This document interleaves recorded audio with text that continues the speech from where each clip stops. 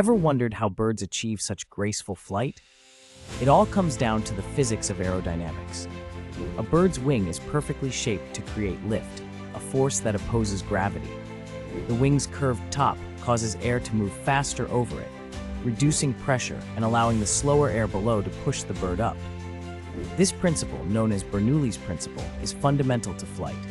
Additionally, birds use their tail to steer and stabilize themselves in the air. Their hollow bones reduce weight without sacrificing strength, making them efficient flyers. By adjusting wing angles and flapping rhythmically, birds manipulate air currents to glide, hover, or soar with effortless precision.